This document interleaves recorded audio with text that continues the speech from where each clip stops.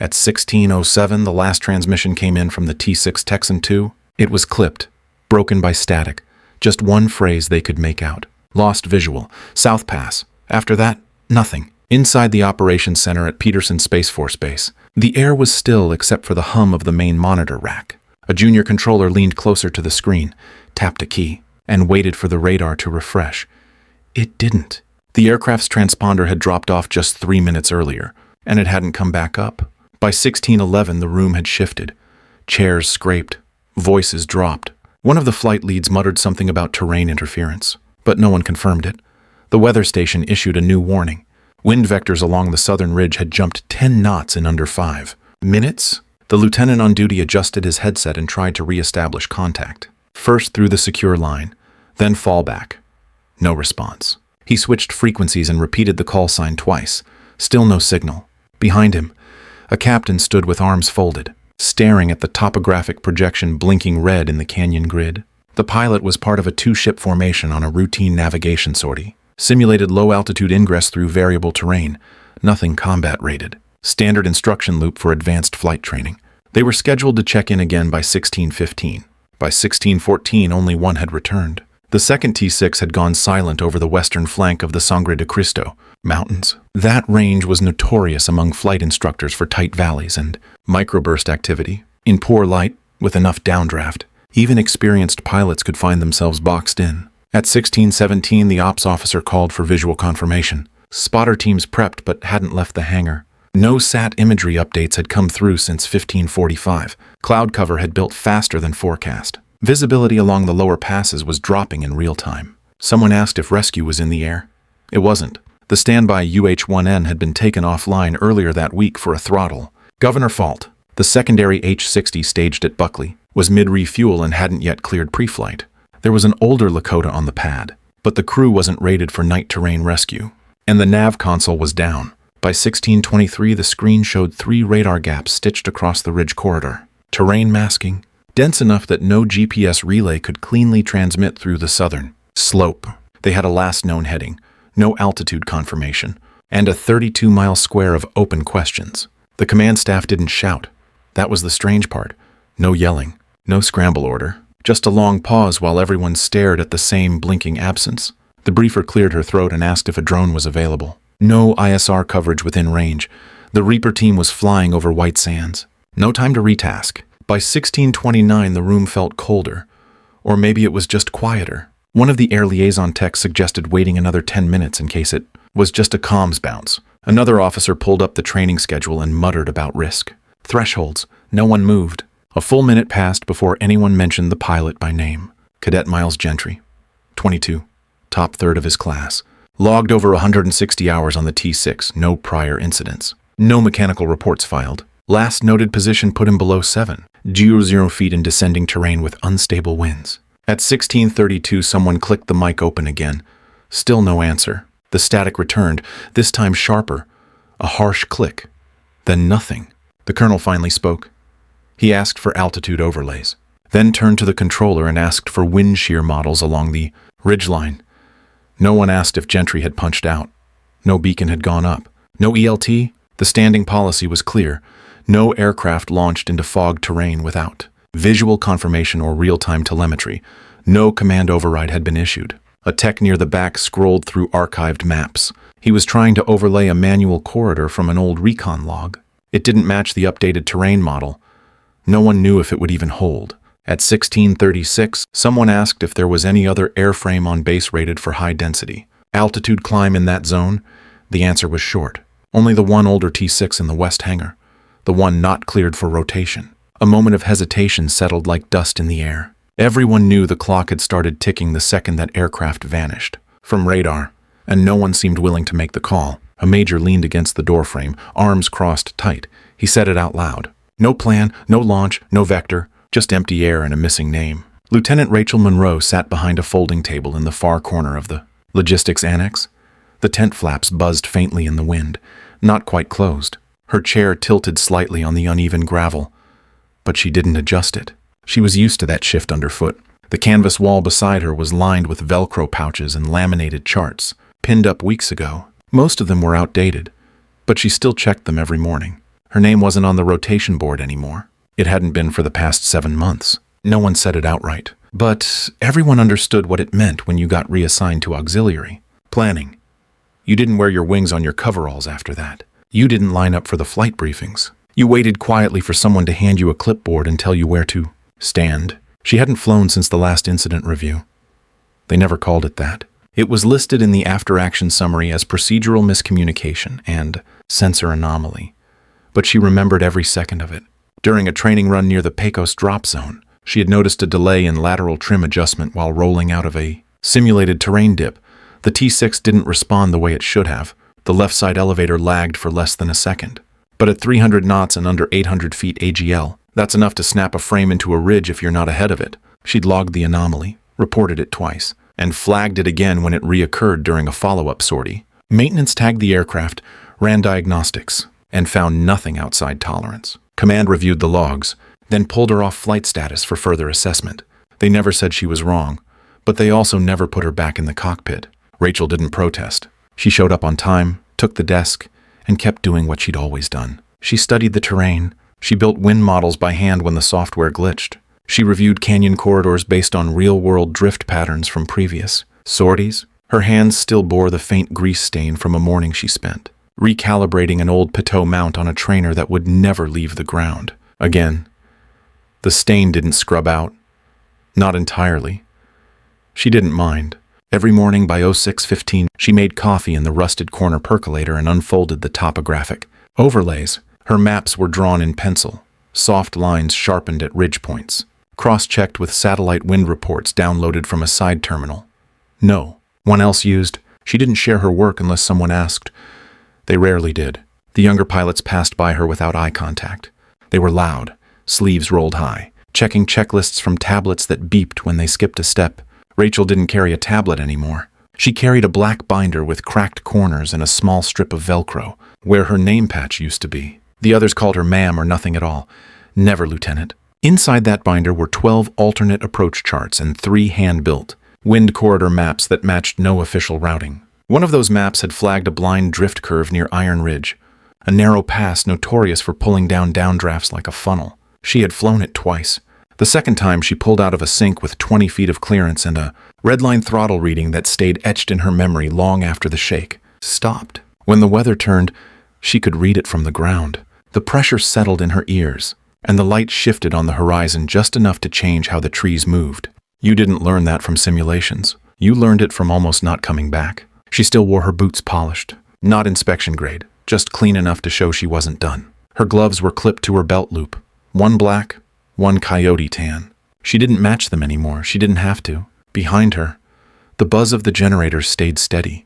The ambient sounds of base life moved in cycles. Early maintenance calls, fuel truck idle, birds at the far fence line. Rachel knew the rhythms. She didn't need a watch to know when someone would shout for range data or when the satellite link would hiccup during upload. She tracked everything without speaking. The flight leads didn't ask her about corridor conditions anymore. But once, one of the maintenance chiefs walked past her tent and paused. He looked at the pinned map and asked, almost quietly, if she still had the overlay for Knife Ridge and Winter Drift. She nodded and handed him a printout she'd laminated herself. He didn't say thanks. But a week later, one of the instructors briefed that same path to a junior crew before a simulation. Rachel listened from behind the tent flap. Binder balanced on one knee. She never said it was hers. The discipline never left.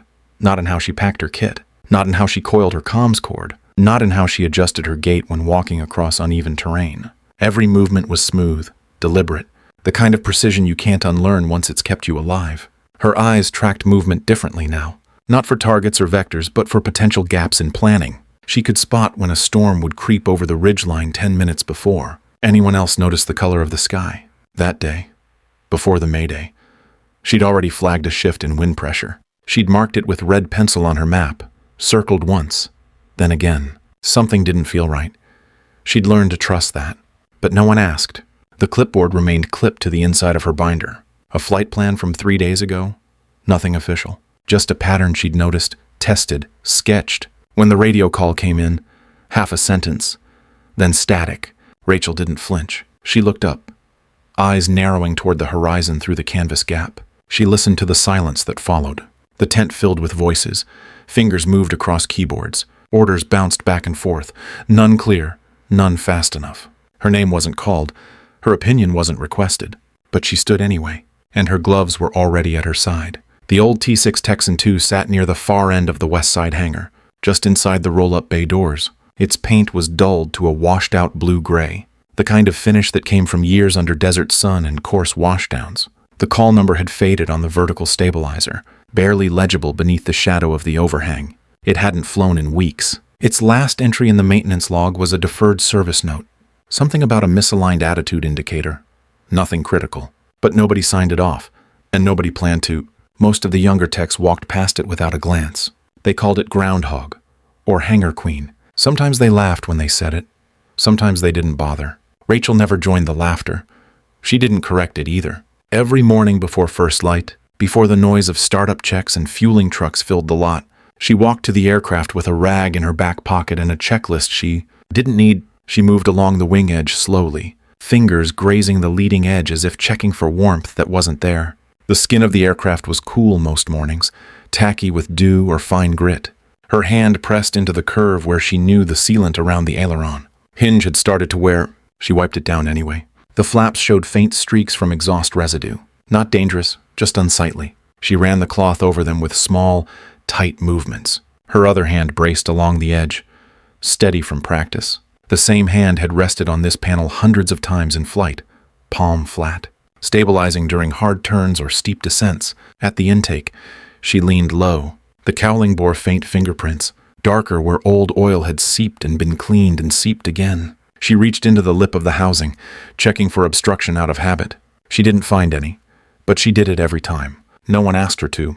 The canopy had a small crack near the rear frame, barely visible from the side.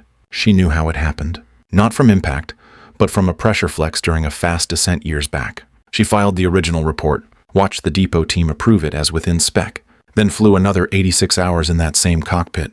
Her boots scuffed the concrete gently as she stepped back and checked the underside.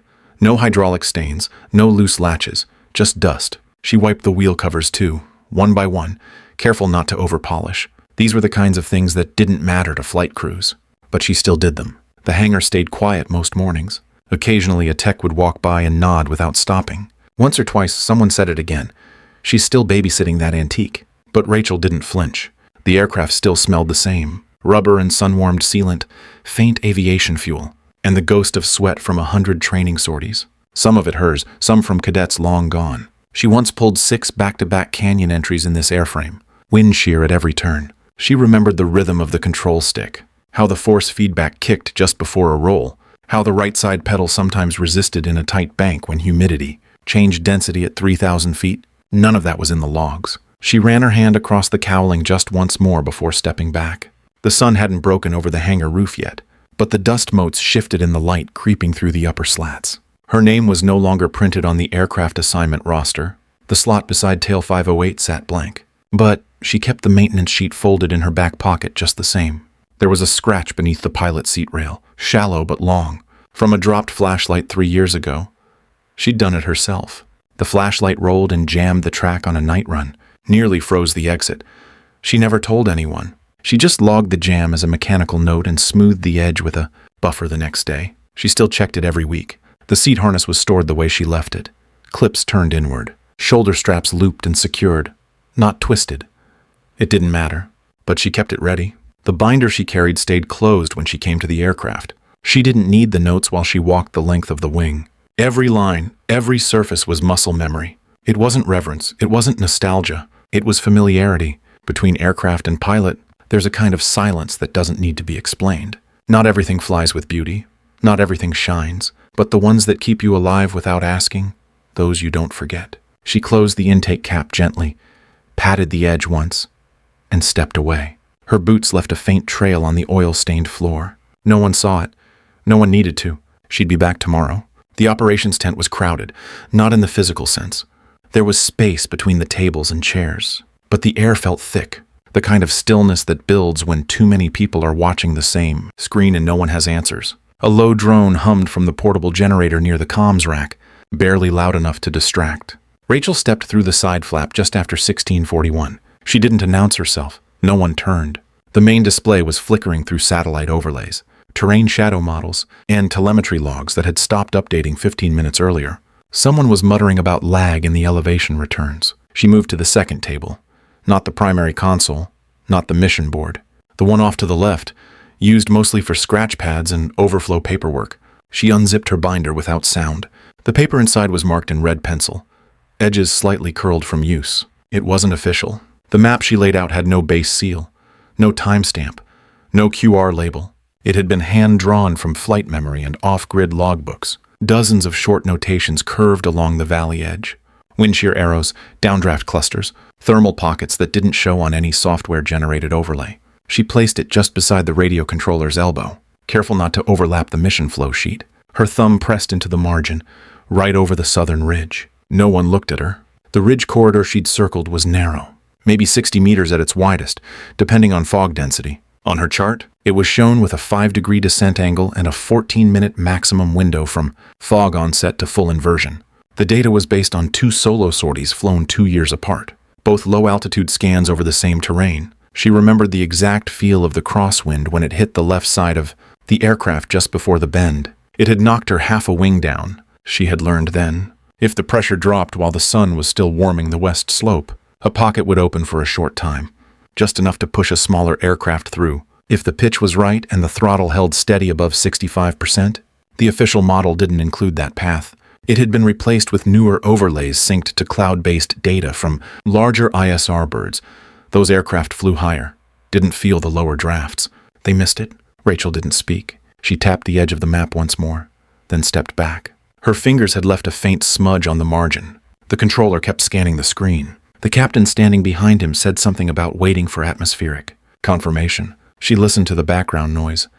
No one mentioned the corridor. The window was shrinking. If the inversion layer pushed below 6,500 feet, visibility would drop to less than 1 mile. At that point, no visual marker could guide a medevac bird in. Rachel adjusted the page slightly so the southern face aligned with the magnetic reference line on the secondary compass overlay.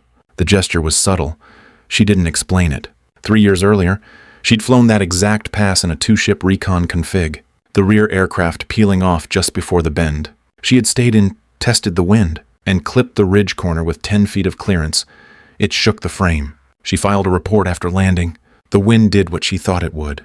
That data never made it into the system. Her recommendation to update the low-altitude map set had been acknowledged, but shelved. Training priorities shifted. She was rotated out. Now she watched as the senior flight director asked for LiDAR returns that wouldn't arrive in time. Someone flipped between screens, trying to find satellite confirmation. The signal was bouncing. The time was bleeding away. Rachel looked once more at the small red circle she had drawn on her map.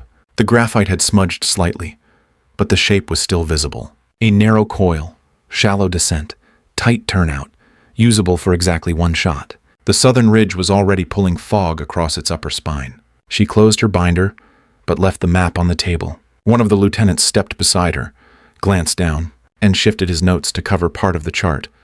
Not to be rude, just unaware. She didn't move it. She just stood there for a moment longer, eyes focused on the lower edge of the terrain line, where the last potential angle into the pass would close by 1704. The digital projection beside her still showed blank. The transponder signal hadn't returned. No aircraft had launched. She picked up the pencil she'd used that morning and placed it beside the map.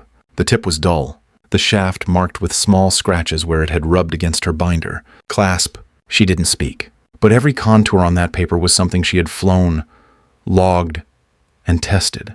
And now, she was the only one who remembered it. At 16:49, Rachel stepped off the tarmac's edge without breaking stride. The gravel under her boots shifted once, then steadied as she crossed the perimeter line. The wind had picked up slightly, a dry cross breeze rolling off the ridge and slicing low across the runway. She didn't head toward the ops tent. She didn't look at the tower. The hangar bay loomed quiet in front of her. The T-6 Texan II was parked at the far end, nose pointed southeast. Its shadow fell clean across the cracked concrete. No ground crew stood nearby. No checklists waited on the clipboard rail. The bird hadn't moved in 12 days. Rachel climbed the ladder in 3 motions. Her gloves were already looped on her belt. The cockpit was warm from the sun but held no scent of fuel. No static cling, no hum from the onboard bus. She eased into the seat, her hand brushing the ejection handle guard without touching it. Her boots locked into the rudder pedals by reflex. The headset jack clicked into place just below her left thigh. No pre-flight, no crew chief. She pulled the canopy down partway, just enough to shield the glare. Battery switch on. Left side console. Front row. She flicked it with her index finger. The panel lit, faint and flickering. She watched the voltmeter climb. Next, the avionics master remained off. No point in burning systems she didn't need yet. She reached for the fuel selector, toggled it to left tank feed, and confirmed level above minimum. The gauge read slightly under half. Enough for a round trip if she didn't climb above pattern ceiling. Fuel boost switch on. The pump clicked once, then hummed low. She waited 2 seconds, then engaged the starter switch with her right hand while pushing the condition lever to start GRND. The engine whined to life, a rising whir as the compressor spooled. She watched the NG percentage pass 13, then nudged the PCL forward. The ITT peaked, then dropped, right where it should. At 1651, the propeller caught. The canopy vibrated slightly. She leaned in and glanced at the oil pressure gauge. It ticked steady in the green. Her hands moved fast now. Generator on, left, then right. Alternators stable. No HUD display, no synthetic overlays. The digital MFD on the right side screen showed a frozen splash screen. She ignored it. She adjusted the trim tabs manually. 5 clicks nose down. 3 clicks right rudder. Standard for mild crosswind takeoff. Adjusted for surface gust. Flaps to 2 position. She pressed the selector switch with her left thumb and confirmed visual. Alignment by sight. Pitot heat on. Anti-ice off. It wasn't cold enough yet. She glanced at the altimeter. It still read field elevation. She tapped it once. The needle bounced, then held. Gyro alignment was slightly off. She reset it manually. On the comm panel, she didn't press transmit. The tower frequency crackled in standby. At 1653, a voice over the PA called for a ground check on pad 6. Someone had seen movement. She didn't answer. Throttle to idle. Control stick check. Left, right, full aft, full forward. No resistance. Smooth through range. She tested the rudder again. Pedals gave a slight drag to the left. Nothing new. The canopy lowered fully with a solid click. Sealed tight. She heard a shout from the hangar apron. A crewman, young, headset halfway on. His voice didn't carry. Inside the cockpit, she rotated the beacon to active and moved her hand to the parking brake. 1654. Brakes released. Throttle slowly advanced. The aircraft rolled forward, nose steady. Wheels creaking at first from inactivity, then smoother. There were no wing walkers, no marshalers, just Rachel and the sound of rubber on concrete. The T-6 moved past the first taxi marker. Wind rolled across the ramp. She adjusted the rudder slightly. The gear shook once, then steadied. In the tower, the screen picked up movement, an unregistered signature, no call sign. Rachel stayed silent. She lined up at runway 22. Final check. Flaps confirmed. Boost pump on. Canopy locked. The engine whined steady at 100% eng. Torque peaked just under 1,000 FTLBs. She held brakes, counted to 3, then released. The T-6 surged forward. At 1657, the nose lifted. The main gear left the ground 1 second later. The tires rolled no more. She kept her climb shallow, not for speed, but for sight. Airspeed passed 85 knots. Flaps retracted clean. She adjusted trim again, by feel. The aircraft climbed at 9 degrees, then leveled. No radio calls, no response. Just whined over the wings and a known path through air she remembered by pressure. The T-6 Texan II, quiet and forgotten, was airborne, and no one stopped her. At 1702, the ridgeline loomed ahead, a jagged wall of granite washed in dim light. Rachel dropped the nose 5 degrees, holding throttle just under max continuous. The T-6 vibrated subtly, not from strain but from air layering off the valley walls. She read the shift before the gauges did. The altimeter ticked down. Barometric pressure changed in the left seat, not on the screen. Wind came off the western slope in a wide curl. Visibility dropped fast. Fog pooled in the pass like a tide moving uphill. The sunlight above fractured across the top layer, turning the canyon mouth into a gauze-covered throat. There was no GPS fix. The screen flashed no signal. She turned it off. Below 7,000 feet, radar scattering made everything worse. Rachel didn't need it. Her left hand tightened slightly on the stick. The aircraft responded with a tilt she corrected without thought. The T-6 dipped into the corridor. She adjusted her seat 2 notches forward, centering her back against the cushion for better trim feel. The frame started to twitch in small pulses, each one a signal. Air buffeted from below, rolling between trees and stone. She felt the right wing want to lift. She pushed 1 click left rudder, then eased the throttle back 1%. The motion smoothed. Fog closed around the canopy like water. Rachel dropped another 200 feet. She kept her scan wide, moving between attitude, VSI, and raw horizon. Though the last was almost gone now, she glanced at the temp gauge. Cooler than expected. That meant faster inversion, less time. She rolled slightly to the left, tracing the path she'd drawn in pencil days ago. It matched. The wind shear nudged at exactly the spot she'd predicted. The aircraft shook once, not hard, just a ripple along the fuselage. She leveled, held. The pass narrowed. Branches below blurred into smears of green and rock. Her altimeter read 6,300. She felt the engine strain, not from altitude but from tight throttle banding. She held it steady. One gust tried to pull her down the slope. She trimmed nose up 2 clicks, adjusted with pitch alone. The aircraft corrected like it remembered. The turn came next. Knife ridge slashed across the right side, almost invisible through the gray. She banked early, ahead of instinct. The nose rotated clean. The T-6 obeyed like it had waited for this moment. She dropped another 100 feet. Then she saw it. A thin column of smoke, barely rising, caught between 2 trees. Not high, not black, just enough to twist once, then vanish into fog again. Rachel held heading, eyes locked on the spot. She pushed the stick forward a fraction, dropped nose, skimmed closer. She dipped the wings. One slow roll, right? Held it. Then repeated. That was the signal. No one else saw it. No one else was up here. The dip wasn't regulation, but it was clear. A marker for anyone watching from above. She checked fuel. Just under the red. Enough. The ridge behind her darkened. Fog thickened near the edges. She pulled level and held position. The T-6 hovered in motion. Steady now. Its role fulfilled but not yet over. Above, somewhere out of sight, rescue birds circled, waiting for direction. She didn't speak. Not yet. But she was already carving the way. At 17:05, Rachel leveled the T-6 above the smoke column. The flare below had gone cold, but she marked the slope in her mind. Pine, shale, broken fuselage near a cluster of fractured stone.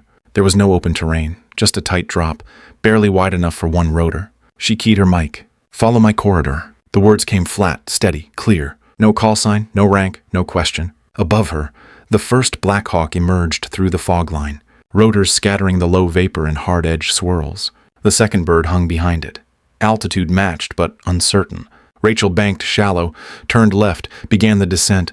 Not a straight drop. A slow coil, wide enough for 2 helicopters, tight enough to avoid the rock walls. She didn't wait for confirmation. Throttle back 2%, nose down 4 degrees. The aircraft responded with a low groan. Not resistance, just age. The prop wash behind her carved heat into the mist. A spiral path. The rescue bird followed. Its nav lights blinked white through the fog, matched Rachel's roll. She kept the pattern clean, each loop slightly wider than the last, edges controlled by rudder trim and throttle balance.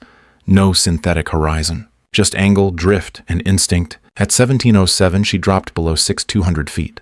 The floor of the corridor glinted once, then disappeared again. She adjusted flap setting mid-loop, offset the pull from wind gust. The T-6 dipped, then held. The first helicopter broke cloud cover behind her, nose aligned, rotors holding in wash. She didn't look back. Another loop, then another. The canyon pulled tighter now, fog crawling along the left shoulder. She shifted altitude slightly, gave them space. The first medevac began to hover. Below, the flare spot came into view again. The downed aircraft was still smoking faintly from the tail. A figure waved with one arm. Rachel dipped the wing one last time, short, sharp. Not a flare, not a call, just confirmation. She peeled out of the loop. The second medevac bird descended in the gap she left behind. She climbed back up, throttle forward, nose lifted, frame groaned. The T-6 ascended through a narrow pocket where fog broke against warm updraft. By 17:10, she'd cleared the ridgeline. Fuel ticked low. Red warning blinked once. She turned west. No radio chatter, no tower clearance. Her job was done. No thanks, no question. She left the corridor open, visible behind her in heat trails and rotor churn. And she didn't wait for permission to leave. At 17:23, the outline of the base runway cut through the haze like a scar in the earth. Rachel lowered the T-6 gradually, hands firm on the stick, eyes scanning the final approach path. The HUD was still dark. She flew by gauge, by instinct, and by feel. Wind shifted again as she passed 800 feet AGL. She compensated with slight rudder pressure and trimmed the nose down too. Clicks. Her shoulders stayed still, body leaning slightly into the frame like she was part of the machine. The airframe shook once, not violent, just age showing itself. She checked her descent rate, still within range. The tarmac shimmered in late light. Heat rolled off in soft ripples. blurring the edge markers. Landing gear down. She felt the drag pull through the yoke, the way it always had on this aircraft. No chime, just a small drop in pitch. At 1725 wheels touched, left gear struck first. The frame bounced slightly, then groaned under the full weight. She held it steady. No nose drop, no roll. She let the brakes catch slow. Rudder corrected. The aircraft pulled to the right for half a second. She kept it straight. By the time it rolled past the second taxi line, the canopy glass had started to fog from inside. She brought it to a full stop near the far apron. The throttle eased back. Prop slowed, systems winded down one by one. There was no signal from the tower, no voice on the comms, just the hum of the engine spinning down. She unlatched the harness, movement automatic, reached for the canopy release, pushed it open with her left hand. Warm air flooded in. She climbed out slowly. Boots hit the concrete with a solid, grounded thud. No one spoke. Across the tarmac, a maintenance crew stood still beside a fuel cart. Two of them had stopped mid-movement, hands resting on their belts. A junior officer near a support cart leaned out, eyes fixed on her, mouth half open. She didn't meet anyone's gaze. Her steps were even, quiet. She left the canopy open. The T-6 sat behind her, engine ticking as it cooled, frame barely vibrating now. The old bird had done its job, and Rachel walked away without a word. At 1734, the hangar lights buzzed low above the old bay. The T-6 sat in the same spot it had rested for weeks. Still warm, canopy now open, frame quiet again. Rachel stepped to the nose. Her flight gloves, worn smooth at the palms, came off with one motion. She placed them on the panel, right above the altimeter gauge. Next to them, she set down the red grease pencil, the same pencil she had used to sketch wind lines on the margin of her map. Its cap was missing, the edge slightly dulled. She didn't linger. Past the fuel drums and the unused gear locker, she moved toward the far wall of the hangar, where a plywood divider backed a narrow workspace. There was a folding table there, old maps pinned up, and a cinder block ledge where chalk dust still lingered. She reached under the table, pulled out the same stub of white chalk she'd used months ago to draw her wind. Corridor by hand. The stub had been worn flat on one end. Above the ledge, near the lower corner of the corkboard, the wall still held the faint outline of a previous flight path. Someone had tried to scrub it off. It hadn't worked. She pressed the chalk against the painted surface, wrote one word, flown. The letters were clean, not large, not loud. She dropped the chalk beside the board. Her boots echoed slightly as she turned. No one stopped her, no orders called, no voice came from the radio. But behind the maintenance rack, two ground crewmen stood still. One had a headset slung over one shoulder, not even touching it. The other had oil-stained hands and didn't blink. Across the hangar, through the open door, the base airstrip stretched quiet. The wind tugged faintly through the entrance, rustling the corner of a folded tarp. Rachel didn't speak. She passed the rack of unused helmets, brushed against a roll of coiled hydraulic line, and reached the outer concrete. One figure, Lieutenant Ops Section, stood just inside the frame. He didn't salute. He didn't ask. She walked past him. The word on the wall remained. It didn't explain anything. It didn't need to. But every pilot in that room saw it, and none of them looked away. She didn't break protocol. She just remembered who she was. Rachel didn't fly for medals or for approval. She flew because someone had to, because she knew how, because when everyone else paused, she moved. And maybe that's what matters most. Not being the one who's picked, not being in the spotlight, but being ready, even when no one calls your name. Because sometimes the mission isn't about being seen. It's about seeing what others miss. If you've ever felt overlooked, forgotten, pushed into the corner of a room where no decisions are made, you might understand her silence. You might know what it's like to show up every day and still not be invited in. But that doesn't mean you're not needed. That doesn't mean you can't be the one who leads when it matters. Rachel didn't wait for permission. She didn't need applause. She just listened to the wind. She trusted the feel of the stick in her hands. She followed the line she'd drawn with her own pencil. And in the moment the team needed her most, she brought them home. No one had to say thank you. That wasn't the point. Because what she left behind wasn't noise. It was proof. That quiet doesn't mean weak. That forgotten doesn't mean unworthy. That, just because you've been pushed aside, doesn't mean you've stopped knowing how to fly. And maybe you've been there too.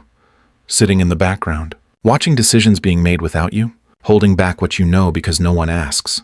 But the truth is, when the fog rolls in and the path disappears, sometimes the person they didn't call ends up being the one they follow. Not because of rank, not because of rules, but because of clarity, because of calm, because of grit that doesn't shout. So if you've ever doubted your place or wondered if your skills still matter, remember her? She didn't raise her voice. She didn't force her way in. She flew, and in doing so, she lit the way.